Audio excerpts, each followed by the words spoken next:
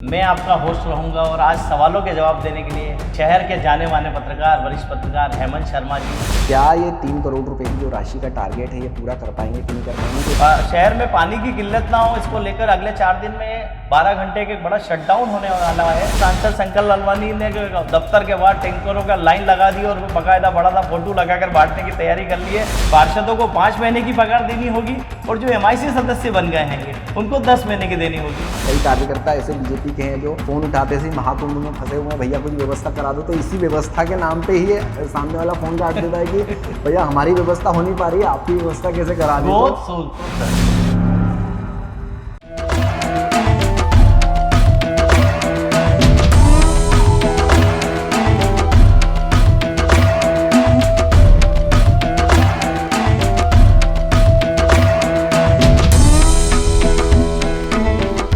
नमस्कार, शाम के अखबारों की चर्चा चाय के साथ।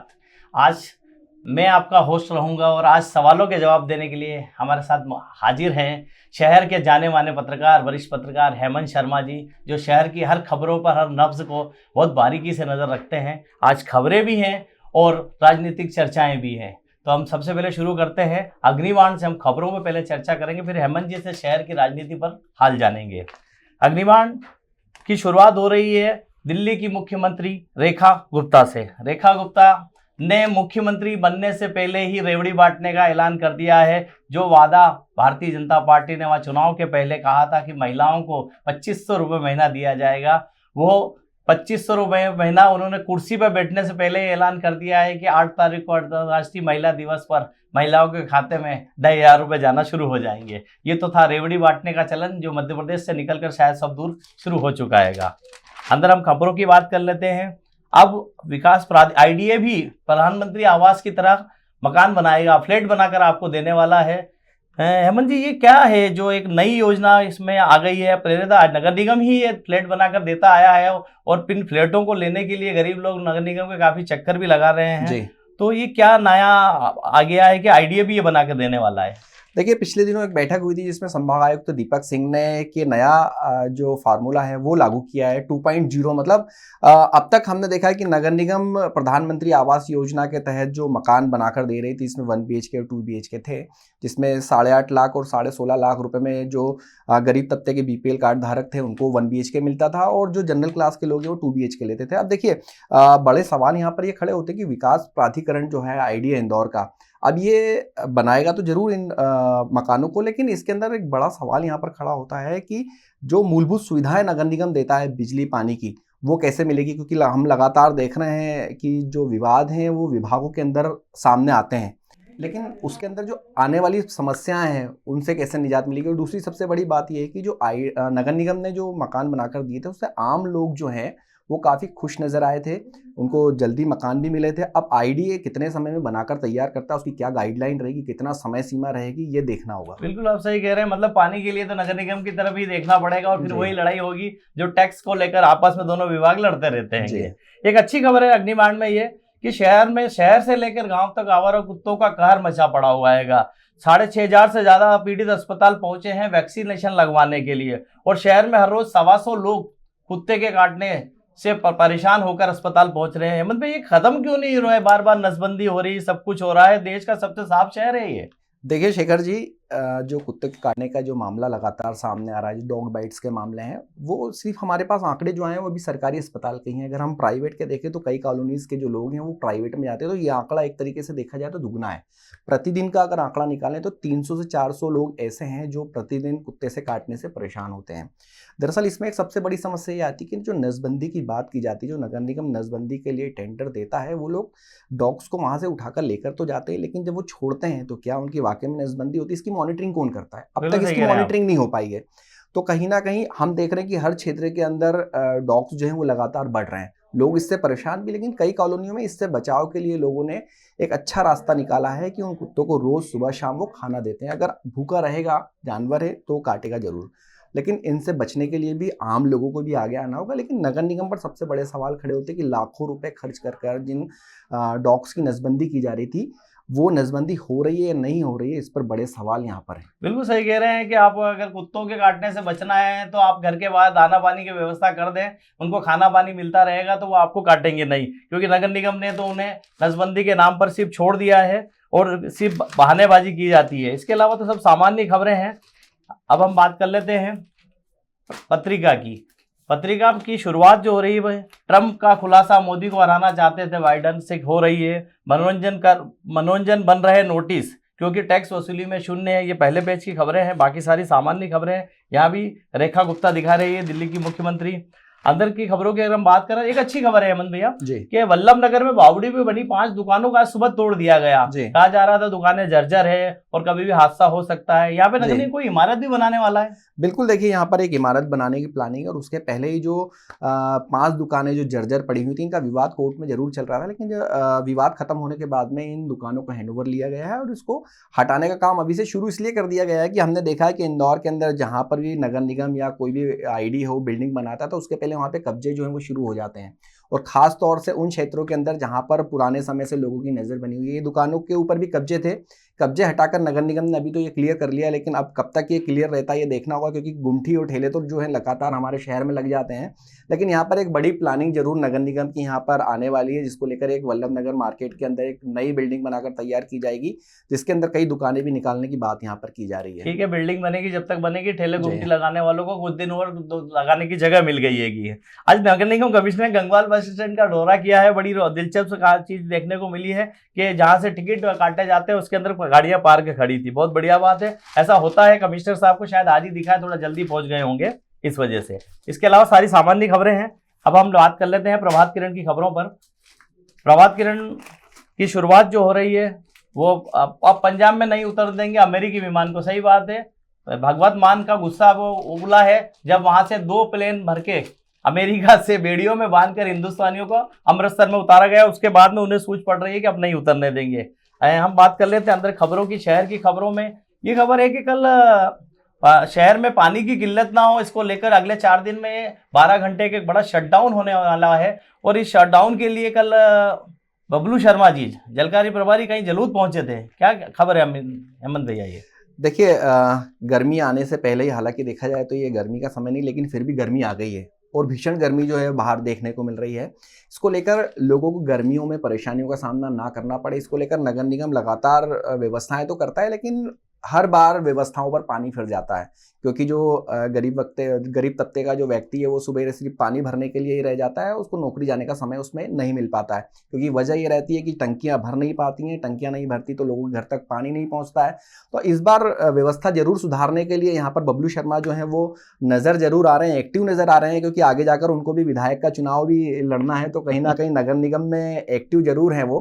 लेकिन देखिए, एक बड़ी समस्या जो पानी की हमेशा से बनी आई है वो आने वाले समय में कितनी बनी रहती है तो देखना होगा। लेकिन जलूद के जो पंप हैं, लगातार इसके लिए पैसा भी इकट्ठा किया गया था, इसको सोलर से चलाने का प्रयास भी किया गया है, लेकिन वो आने वाली गर्मी में पता चलेगा कि कितने सक्सेस होते हैं और कितने लोग घरों के बाहर पानी के लिए लाइन लगाते हुए नजर आते हैं, कितने टैंकर नगर निगम सड़कों पर दौड़ाता हुआ नजर आता है। बिल्कुल आप सही कह रहे हैं, तैयारी खूब कर ली जाती है, पर गर्मियों में फॉल्ट होता है, लाइन लीकेज होती है और लोगों को जल संकट का सामना करना पड़ता है। इससे जिस दिन निजात मिलेगी उस दिन लगेगा कि वाकई इन्होंने कोशिश की है। ये तो रही कि लोगों की प्यास बुझाने की बात हो रही शहर में। अब इसी के नीचे एक खबर है कि जो 51 लाख पौधे लगाए गए थे बारिश के दिनों में, मंत्री कैलाश विजयवर्गीय रेवती रेंज पर इसी नगर निगम ने 12.5 लाख पौधे लगाए थे। अब उन 12.5 लाख पौधों को जिंदा रखने के लिए पानी की जरूरत पड़ रही है वहां पे भी, क्योंकि जहां पौधे लगाए गए हैं वहां पानी नहीं है, वो रेवती की पहाड़ी है।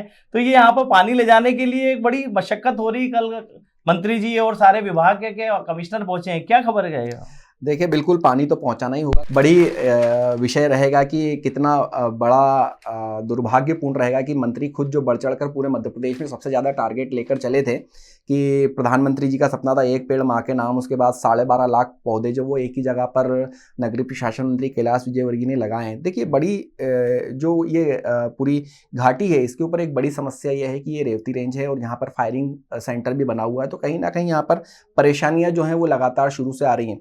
अब ये टैंकरों के जरिए वहाँ पानी जो पहुँचाने की प्रक्रिया जो नगर निगम करने वाला है, हालांकि कितना सक्सेसफुल हो, क्योंकि 12 लाख पौधों को पानी देना वहाँ पर कितना ज़्यादा कठिन होगा इसको समझ सकते हैं शेखर जी, क्योंकि हर टैंकर जो आने वाले समय में गर्मियों में शहर की पूर्ति करेंगे या फिर वो यहाँ आकर सही केरल बोल की रहे, बिल्कुल पूर्ति सही करेंगे, कह रहे हैं आप। इस पर सवाल खड़े हो रहे हैं। बात कर फिर टैंकरों की राजनीति की बात कर ले तो सांसद शंकर लालवानी ने दफ्तर के बाहर टैंकरों का लाइन लगा दी और बकायदा बड़ा सा फोटो लगाकर बांटने की तैयारी कर ली है। इसका भी दिखावा करना जरूरी, नहीं तो पता कैसे चलेगा कि टैंकरों पे सियासत कितनी होती है। गर्मी शुरू होने से पहले ये सब दिखावा शुरू हो गया है। अब हम बात कर लेते हैं दैनिक दोपहर की खबरों को लेकर। दैनिक दोपहर आज पहले पेज की खबर बड़ी अच्छी खबर है। ये बता रही है कि जिन लोगों ने सोना खरीद कर रखा हुआ उसे संभाल कर रख लें, 1.25 लाख पार जाने की तैयारी में है।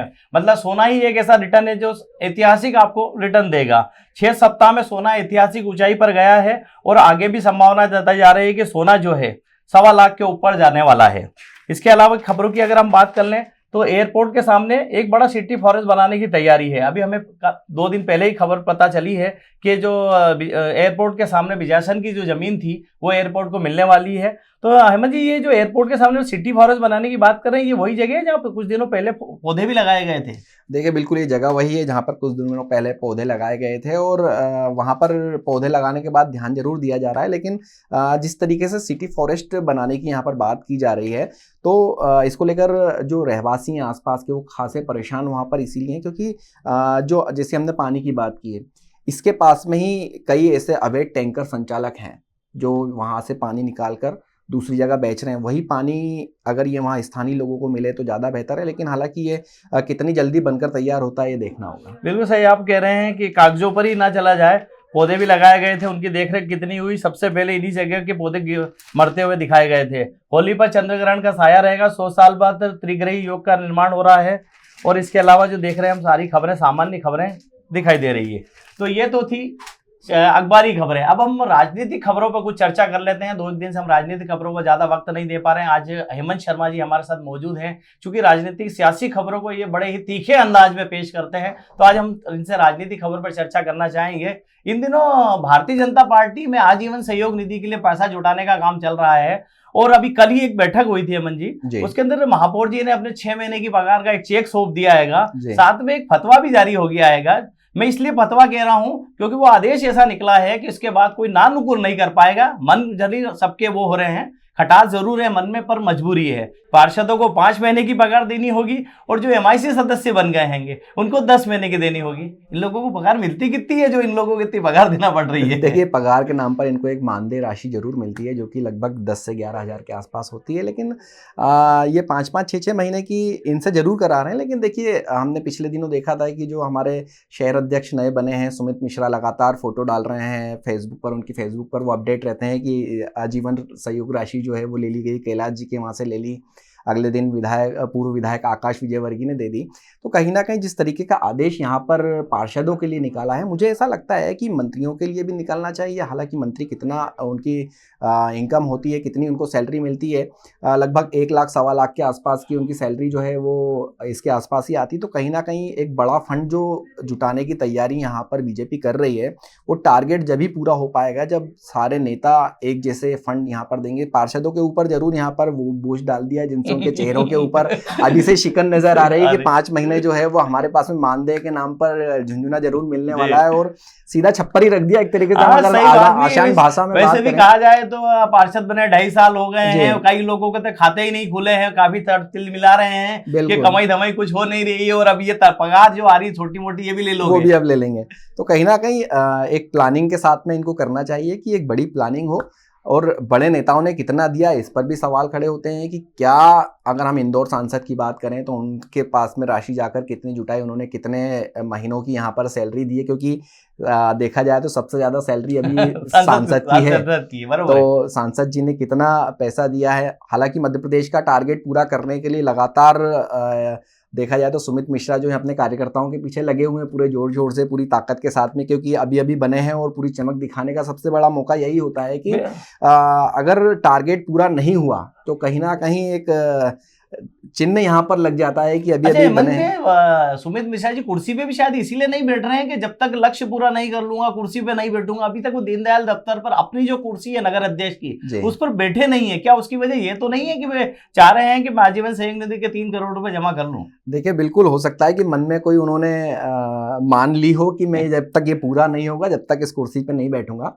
लेकिन हालांकि अब तो ऑफिशियली उनका आ चुका है, आदेश आ चुका है, तो ऑफिशियली वो है तो नगर अध्यक्ष ही यहाँ के, लेकिन जिम्मेदारी भी बड़ी है और जिम्मेदारियों को इस तरीके से निर्वहन करते हैं ये तो हालांकि देखना होगा। लेकिन जिस तरीके से हम देख रहे हैं अभी के कुछ कार्यकर्ताओं में जरूर यहाँ पर नाराजगी दिखाई दे रही है, क्योंकि उनका जो बोलने का तरीका जिस तरीके का रहा कि आजीवन सहयोग राशि आप ले पा रहे हैं कि नहीं ले पा रहे हैं, इस तरीके के कुछ शब्दों का भी बीच में इस्तेमाल हुआ था, जो कि कुछ मैसेजेस भी व्हाट्सएप पर हमने देखे थे जो कि वायरल हुए थे। तो कहीं ना कहीं यहाँ पर एक चिन्ह लगता है कि क्या ये 3 करोड़ रुपए की जो राशि का टारगेट है ये पूरा कर पाएंगे कि नहीं कर पाएंगे, क्योंकि एक प्रतिभा जो गौरव रणदीवे में हमने देखी थी पिछले दिनों की, जिस तरीके से वो सबको साथ में लेकर चलते थे, क्या ये साथ में लेकर चल पाएंगे कि नहीं चल पाएंगे ये देखना होगा। क्योंकि ये अभी तो कहना बिल्कुल जल्दबाजी होगी कि वो सबको साथ लेकर चलते हैं कि नहीं चलते हैं, क्योंकि हालांकि 2 नंबर 3 नंबर और 5 नंबर का सहयोग जो है वो उनके साथ में रहा था, जिसको लेकर वो लगातार मैदान में उतरे हुए हैं और बल्लेबाजी अभी अपनी कर रहे हैं। हमको ये भी एक खबर सुनने को आ रही है कि कई लोगों ने दीनदयाल दफ्तर से अभी दूरी बना ली है जब तक आजीवन सहयोग निधि अभियान चल रहा है, कि कब पता नहीं कौन सा कट्टा हाथ में थमा दिया जाए। देखिए, बिल्कुल इस समय प्रयागराज जाने का सबसे बड़ा जो बहाना है वो देख सकते हैं। भले ही हम घर पे बैठे हुए हैं, लेकिन हम कहाँ हैं, महाकुंभ पहुंच गए हैं, वैसा हम आ नहीं पाएंगे, क्योंकि एक टारगेट जो है सबसे बड़ा टारगेट है। तो कहीं ना कहीं जिस तरीके से कुंभ में लोग फंसे हुए हैं, तो ये लोग भी वहां पर फंसे हुए हैं। कई कार्यकर्ता ऐसे बीजेपी के हैं जो फोन उठाते से महाकुंभ में फंसे हुए हैं, भैया कुछ व्यवस्था करा दो, तो इसी व्यवस्था के नाम पे ही सामने वाला फोन काट देता है कि भैया हमारी व्यवस्था हो नहीं पा रही है, आपकी व्यवस्था कैसे करा दें। बहुत खूबसूरत, बहुत ही अच्छा जवाब है। बिल्कुल सही बात है कि जिन लोगों को आजीवन सहयोग निधि से बचना है वे भारतीय जनता पार्टी के कार्यकर्ता कुंभ में डुबकी लगाने चले गए हैं। भले ही वे नर्मदा स्नान करने चले गए हों, भले ओंकारेश्वर या शिप्रा में डुबकी लगा रहे हैं, पर वे बता रहे हैं कि हम कुंभ पहुंच गए थे।